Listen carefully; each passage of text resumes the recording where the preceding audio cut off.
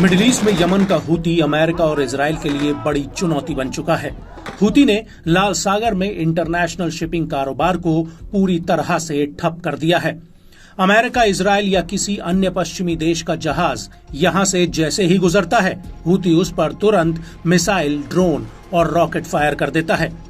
और तो और हूती ने हाल ही में अपने जाफा ड्रोन को तेल अवीव के काफी भीतर तक भेजकर एक बड़ा ब्लास्ट कर दिया था, जिससे इजराइल को अभी तक का सबसे बड़ा झटका लगा था। और ये बात भी साफ हो गई थी कि हूती अब इजराइल के भीतर तक हमला करने में सक्षम है। लेकिन इस हमले में इजराइल के एयर डिफेंस सिस्टम की सबसे बड़ी चूक सामने आई थी। वो ये थी कि इजराइल का कोई भी एयर डिफेंस सिस्टम इसे इंटरसेप्ट नहीं कर पाया था।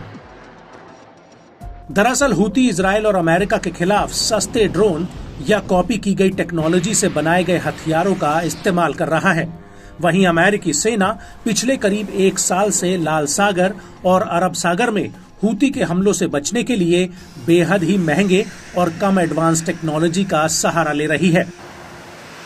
अमेरिका ने लाल सागर में एयरक्राफ्ट कैरियर के साथ कई जहाज और एयर विंग तैनात किए हैं, जिनसे एक दिन में फायर किए जाने वाला गोला बारूद करोड़ों डॉलर का है और अब तक ये खर्च $1 अरब को पार कर चुका है। कार्लोस डेल टोरो का कहना है कि अगर हम $50,000 के एक तरफा ड्रोन को $30 लाख की मिसाइल से मार रहे हैं, तो ये लागत के हिसाब से अच्छा समीकरण नहीं है। सेक्रेटरी कार्लोस ने सवाल उठाया कि ऐसे हालातों में सबसे बड़ी मिलिट्री और अमेरिकी डिफेंस इंडस्ट्री कॉम्प्लेक्स सस्ते हथियारों को क्यों नहीं बना सकते। मिडिल ईस्ट में अमेरिकी नौसेना का मानना है कि वो एक ड्रोन को गिराने के लिए SM-2S, SM-6S और SM-3 मिसाइलें इस्तेमाल कर रही है, जिनकी कीमत $20 लाख से लेकर $2,79,00,000 तक है। और जुलाई 2024 में अमेरिका के आइजनहावर कैरियर स्ट्राइक ग्रुप ने लाल सागर में हूती के ड्रोन्स और मिसाइलों को इंटरसेप्ट करने के लिए करीब 155 SM मिसाइलें और 135 टॉमहॉक क्रूज मिसाइलें फायर की हैं, जिनकी कीमत प्रति यूनिट $20 लाख तक है।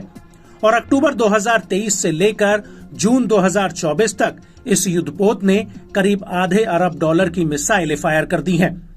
इसके अलावा इसके पास मौजूद एयरक्राफ्ट्स ने 420 हवा से जमीन पर वार करने और 60 हवा से हवा में वार करने वाली मिसाइलें फायर की हैं। वहीं USS ड्वाइट डी आइजनहावर के कमांडर का कहना है कि उन्होंने AGM-114 हवा से हवा में वार करने वाली मिसाइलें, जिनकी प्रति यूनिट कीमत करीब $1,50,000 है, और AIM-120 हवा से हवा में वार करने वाली मिसाइलें फायर की हैं। वहीं दूसरी तरफ यमन का हूती अमेरिकी सेना पर इराक और सीरिया के रास्ते और एक तरफा आत्मघाती ड्रोन से हमले कर रहा है।